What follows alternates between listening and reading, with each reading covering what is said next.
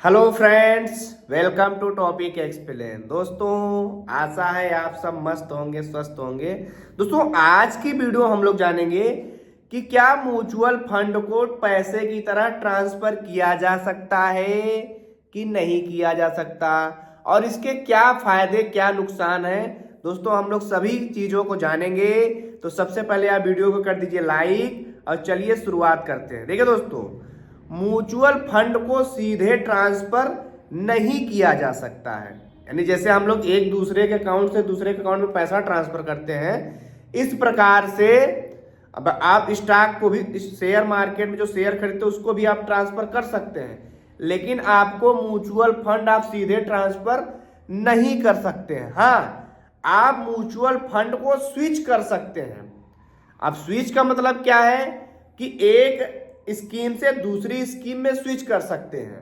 अब देखिए, स्विच करने का क्या फायदा है कि आपका पैसा रिडीम्शन होने में काफी टाइम लगेगा। जैसे आप पैसा रिडीम करेंगे तो रिडीम में 2 दिन या 3 दिन आपका लग जाएगा, खाते मानेंगे। फिर आप किसी दूसरी स्कीम को बाई करेंगे तो यूनिट अलॉट होने में 1 से 2 दिन लग जाएगा, कभी कभी तो 5 दिन भी लग जाता। लेकिन आपने जो मौका देखा था वो मौका आपके हाथ से निकल गया। लेकिन दोस्तों, आप ट्रांसफर करने की बजाय अगर आप एक स्कीम से दूसरी स्कीम में स्विच करते हैं तो यहां पे आपका उसी दिन से आपका जो रिटर्न है वो मिलना शुरू हो जाएगा। जैसे मान लीजिए आपका पूरा पैसा डेप्ट फंड में है, आप डेप्ट से उसको इक्विटी फंड में डाल दिए, तो जो एग्जिट लोड है वो तो आप पे अप्लाई होगा ही, और आपका दोस्तों जो टैक्स है, टैक्स भी आपसे लिया जाएगा। लेकिन इसका फायदा क्या हुआ, अगर आप वही पैसा रिडीम करते फिर किसी स्कीम में डालते तो एग्जिट लोड और टैक्स तो आपको तब भी देना पड़ता।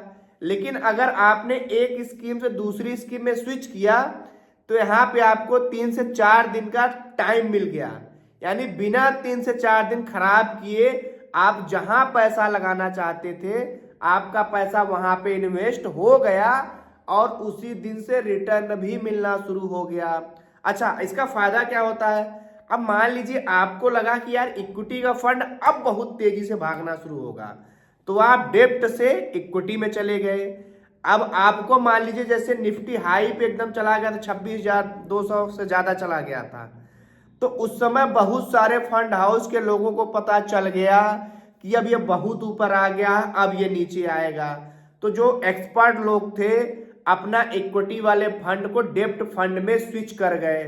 अब डेप्ट फंड का रिटर्न इक्विटीज कम होता है, लेकिन यह अस्थाई होता है, क्योंकि यहाँ पे बॉन्ड का, डिवेंचर का, गोल्ड का और बहुत सारी अस्थाई चीजों का पैसा लगा होता है, तो ये उतना ज्यादा वोलेटाइल नहीं होता, उतना ज्यादा नहीं गिरता।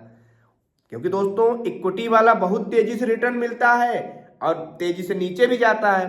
तो दोस्तों, स्विच करने का अब आपको फायदा समझ में आ रहा है। अब देखिए, अब स्विच भी आप 2 तरीके से करेंगे। मान लीजिए आप इंट्रा एएमसी जा रहे हैं कि इंटर एएमसी जा रहे हैं। इंट्रा का मतलब दोस्तों, आप एक ही फंड हाउस में उसी फंड हाउस की स्कीम को लेना चाहते हैं।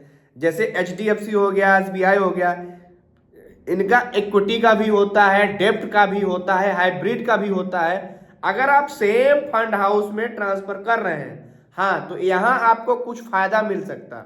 अब देखिए यहाँ पे आपको फायदा कौन सा मिलेगा भाई, अगर आप सेम ही फंड हाउस में अपना फंड एक दूसरे से ट्रांसफर कर रहे हैं, स्विच कर रहे हैं, एक शिफ्ट से दूसरे में शिफ्ट मार रहे हैं, तो हो सकता हो फंड हाउस आपसे एग्जिट लोड ना ले या तो बहुत ही मामूली ले। और अगर आप बाकी एक दूसरे फंड हाउस, मान लीजिए फंड हाउस ए से फंड हाउस बी में जा रहे हैं, तो वहां आपको टैक्स तो देना ही पड़ेगा, आपको एग्जिट लोड भी पूरा पूरा देना पड़ेगा। तो दोस्तों, ये रिडम्पशन और री इन्वेस्टमेंट में होता है। अब लोग ऐसा क्यों करते हैं, इसके करने का सबसे बड़ा फायदा तो हमने आपको बता ही दिया कि हमारी जो निवेश की प्रक्रिया होती है वो काफी फास्ट होती है। किसमें? स्विच करने में। यानी जो आप फंड ट्रांसफर तो नहीं कर सकते, लेकिन आप फंड को एक स्कीम से दूसरी स्कीम में स्विच कर सकते हैं। अब स्विच करने का सबसे बड़ा टाइम कि अगर आप रिडीम करेंगे और फिर उसके बाद री इन्वेस्ट करेंगे तो आपको 3 से 4 या 5 दिन लग जाएगा। और उसके बाद जब मान लीजिए आप 4-5 दिन बाद जब आपको यूनिट मिलेगा तब आपका रिटर्न और आपका डाउन उस दिन से आपका कैलकुलेट होगा।